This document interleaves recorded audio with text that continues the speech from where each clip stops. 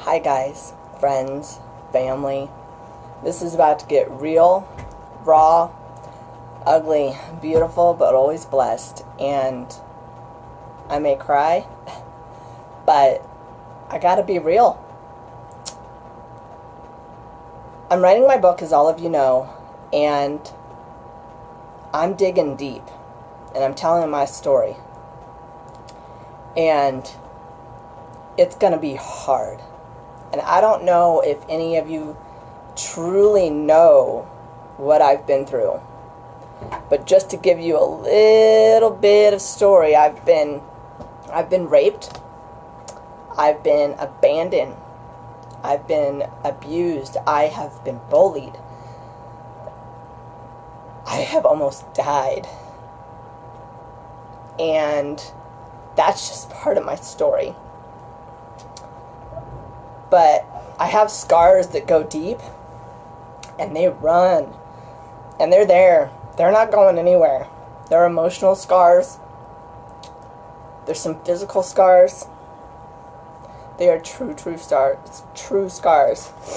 And I know you're probably noticing that I'm tearing up. But through all my peaks and valleys, all my twists and turns, my life has been beautiful. Beautiful. And I am beautifully blessed. And I am uniquely, imperfectly perfect. I am God's child. And He is my Father. And life can suck. And it can be beautiful all at the same time. And my heart is pounding because I'm becoming vulnerable right in front of you. And the reason why I am jumping on right now to tell you the real, the raw, all of it, is because Facebook is so fake. People don't understand the struggles that people go through. They hide behind a curtain, just as Wizard of Oz does, right? And the unveiling. Enlightenment is the purpose of life. To truly be enlightened is what life is about, right? So, I got some bad news today, and it's nothing that any of you guys are thinking. I was a bodybuilder for 8 years. I had some amazing coaches, and I met some amazing people. And I truly enjoyed it. And 2 years ago, more than 2 years ago, on September 26th, I had a conversation with someone in the industry, and he told me I would never be a pro. I dominated Colorado. I did really well. I was 34 years old. I had been in it for 8 years, and I loved it. I was successful. I was authentic. I did it with integrity, and I loved everything about it. I coached others to do very well. But on September 28th, I decided to retire. Nobody really knows that. You might be friends with me on Facebook, but do you know who I truly am? Do you know what I do on a daily basis? Do you know who I talk to? Do you know what sparks my soul? Probably not. I don't put my personal life out there, and there's really good reason why I don't. Afraid of being judged, convicted. Convicted in the sense of my truth, right? And we all must live our truth. And I do that every day with my clients, with my friends, with my family. I live authentically and with purpose and intention. So 2 years ago, my husband and I, we decided that we wanted to start a family. And I, as naive as it sounds, thought, well, that'll be great. I'll get pregnant like that in 1 month. We'll pull the goalie and boom, we'll get pregnant. 1 month came. I didn't get pregnant. 2 months came. I didn't get pregnant. 3, 4, 5, 6 months passed. I wasn't pregnant, and I was advanced maternal age at that point. And I was like, what is going on? And I begged my husband to go get tested. He's like, no, we just need to do the baby dance, we're good, we got this. We didn't have it. So 18 months went by, and he decided to go get tested. Everything turned out just fine for him. So as a woman, you're like, it must be me.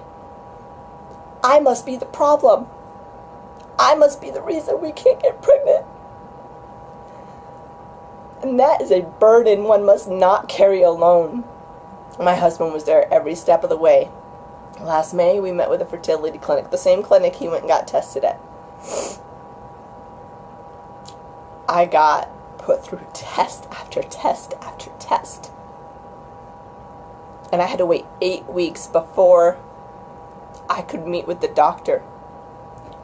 When you watch a show on TV, and you go into and the people go in the doctor's office, they have these 2 big leather chairs and their accolades on the back and big, huge wood desk, right? That's exactly what it looked like. Talk about intimidating, not comforting. We sat down, and the doctor said, I first want to start off and say there's nothing wrong with you. There's nothing wrong with me. Then why aren't we pregnant? Why haven't we been able to conceive a child, something that we really, really want? He said, I can't explain it. And I am a woman of faith. I believe in the Father up in heaven, and that He has sent His Son down and saved my soul, and I am not here to preach. But I can tell you in that moment, when I was told I had unexplained infertility, I was crushed, and I was devastated. And I asked God, why? Why me? What did I do? I lived my life the way I thought you wanted me to. I went to school. I graduated high school. I went to college. I graduated college. I went on to graduate school.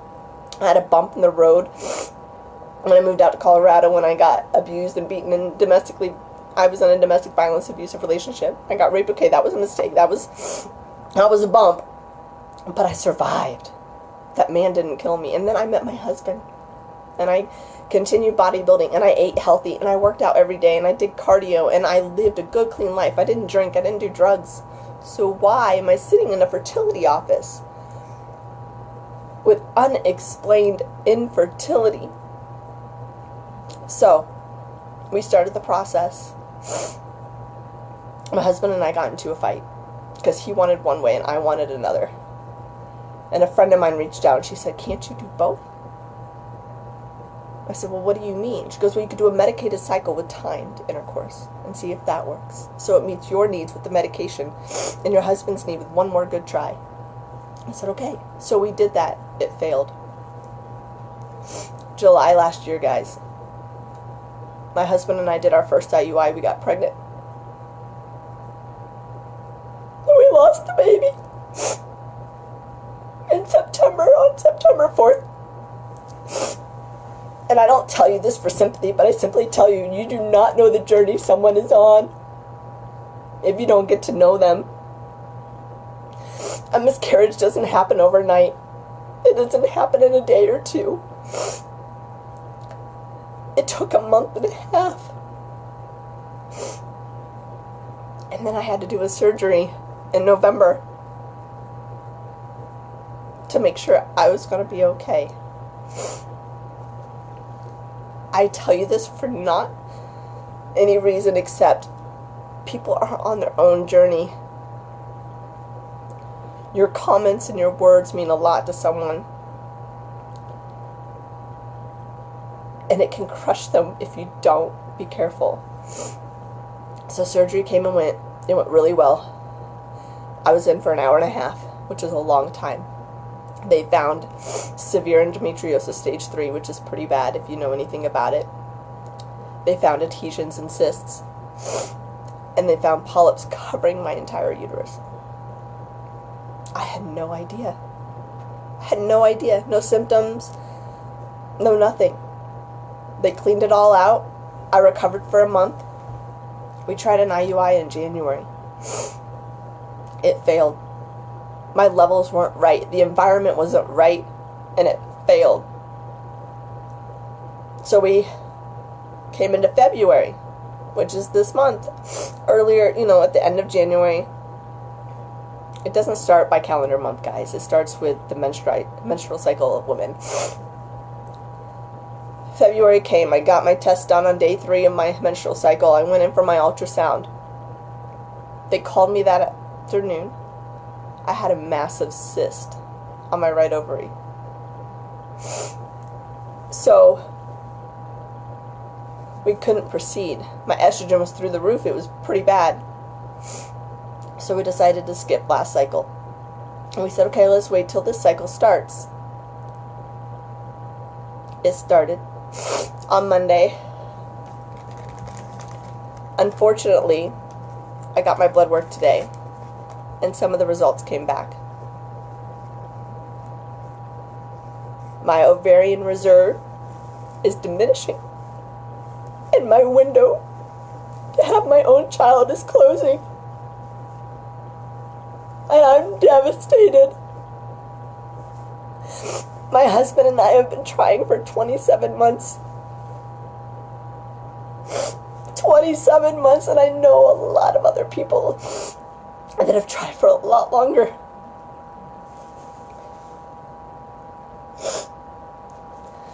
If anybody knows about infertility, it's expensive.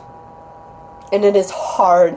And it is a roller coaster that goes up and down, twists around, sideways, backwards, forwards. More than you can even imagine. So I may look like I have a happy face every day and I'm doing okay. I am a strong woman.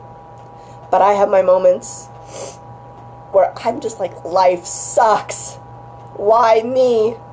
And then I remember, because of the grace of God and my friends that are in my life that mean everything to me, and they know who they are, so I don't need to bring them to public knowledge, but they know who they are, and they're on here tonight.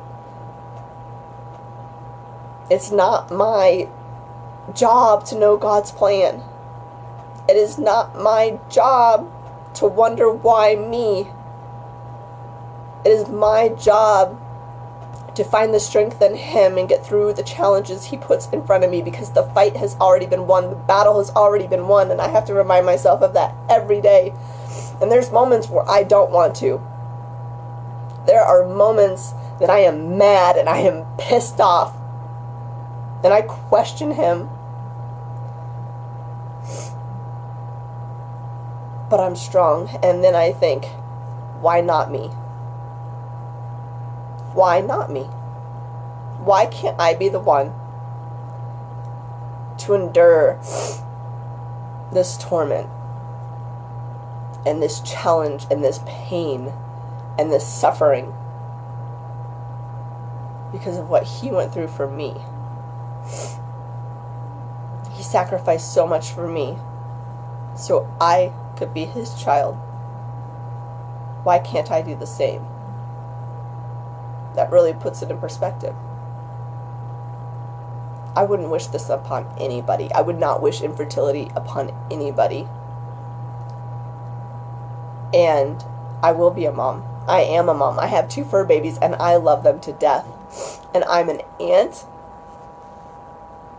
And I have many nieces and nephews. And I love every single one of them. For those that may be watching this that are pregnant and expecting, don't shun us that are going through infertility issues. We are happy and we are joyous for you. And as much as it pains us that we can't have our child right now, or we may never have our child right now, we're happy for you. Those of you that may be watching that have experienced loss, whether miscarriage, or have you lost your children in a horrible accident, you know our pain. And we can comfort one another. So the reason why I decided to go live and talk about the real, raw, the ugly, the beautiful, the blessed journey that I'm on is so that you guys can see what real life looks like. Stop pretending. Stop being behind a curtain. And maybe I'll be able to support somebody out there that needs my help. And maybe I'll get the support that I need right now and that my husband and I need. Because we want so desperately to have a family. And he's gone through some surgeries, guys, and I'm not going to get into that, but we've had a hell of a ride. A hell of a ride. He had 2 surgeries and 2 procedures and some horrible, horrible rehabilitation that he went through last year. And I've had some shit too. We've had a tough, tough road.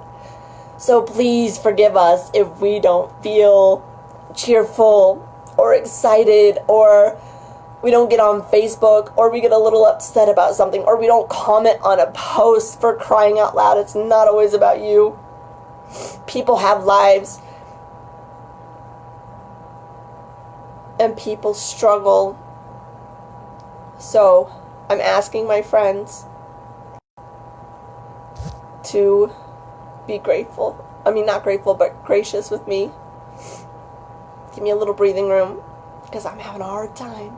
And infertility is expensive, and our next steps. So I know this video has gone on long enough, and I have a horrible pounding headache. Our next steps are to possibly do another IUI, if that's in the cards. If not, we then move to IVF. But IVF is very expensive, and our insurance does not cover it.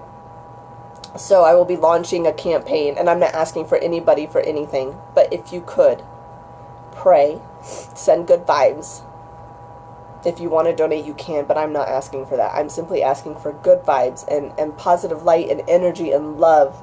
But you will see something on my Facebook post about it, and it's not directed to anybody, but it is going out there. So IVF or adoption. IVF is a 50-50% chance, and it really depends on the environment of my uterus and my reproductive stuff. If that's not a good chance for us, we will be moving on to adoption and starting the process of adopting a child that needs a home and a loving family. Because I know God has a child for me out there, or children. I know He does. It may not be the way I think it should be, but I can tell you, He's already got something more beautiful than I could ever imagine. So, bear with me. This will be going in my book. I've already been documenting it. If you would like to follow my journey with my book and my infertility journey, please send me a message. And I will add you to a group that I have called Driving Promises, and there's different units, and that's where I will be tracking everything, because my personal page can get overwhelming. And I don't want to bombard it with people that just don't care. Because I don't need hateful comments or, it'll happen when it'll happen. I don't need that. I need support, and I need love, and I need prayers, and I need light and understanding. So, if you would like to follow my journey through the book I'm writing, my memoir, about the struggles I've dealt with, and my book, please reach out. But thank you so much for all of you guys that have been watching. I'm sorry for the ugly crying, but I'm not sorry, because this is who I am. I'm human, and my life is nothing but perfect. It's not perfect. It's uniquely and perfectly perfect, and God has blessed with me so much. And I thank all of you that have been supportive, and you've reached out, and you've been concerned, and you support me in all my endeavors and my business, all my clients, my family, my friends. You all know who you are, and I really appreciate all the support. I'm going to let you guys all go now. Feel free to comment if you feel like somebody else has been struggling with infertility or any struggles and this video could help them. Then share it. Have them reach out to me. I love making connections with other women that have struggled, because maybe they have some insight for me, and maybe I have some insight for them. I love motivating people. I love inspiring people, but I have my moments where I'm down and out. And this is my story, and I won't apologize for it. So good night. God bless. I love all of you.